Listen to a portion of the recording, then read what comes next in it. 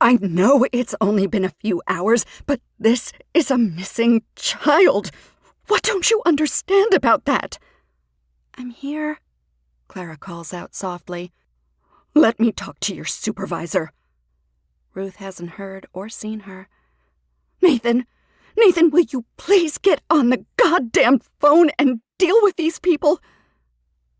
It is then that Clara notices her father.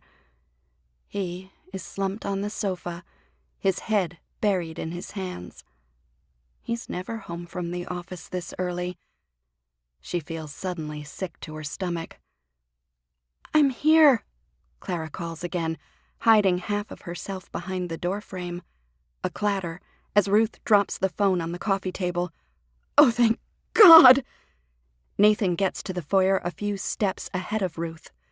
His face is so pale it appears to be almost blue above his starched white shirt. He has sweat stains beneath his armpits. He says nothing, not a word. He simply crouches down and folds Clara into his wide, concave chest. She feels his ribs, the long muscles of his arms, the pounding of his heart. His whole body is freezing cold. I'm sorry, Daddy, Clara whispers. Behind her, she hears Robin coming down the hall from their bedroom, the soft squeak of her sneakers. No, I'm sorry, Nathan says. His hands are trembling. He strokes her hair, which has come loose from its ponytail.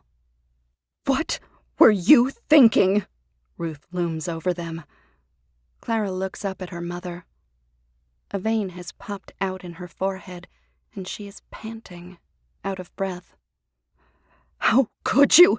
Don't you realize? Shut up, Ruth. Robin and Clara both stare at their father.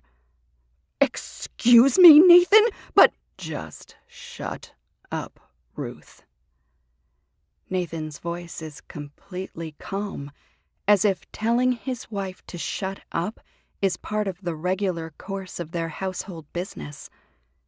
He has not let go of Clara. He is still stroking her hair, his arms wrapped around her, rocking her back and forth like she's a baby. I went to school looking for you, Nathan says to Clara. His voice catches. Honey, you never, ever should have. I know, Daddy.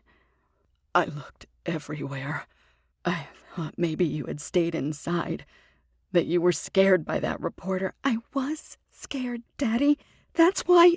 Her words are coming out in big staccato gulps. Sweetheart, you have to promise me, no matter what happens, you must never, ever... I promise. Ever again. He has tears in his eyes. I promise.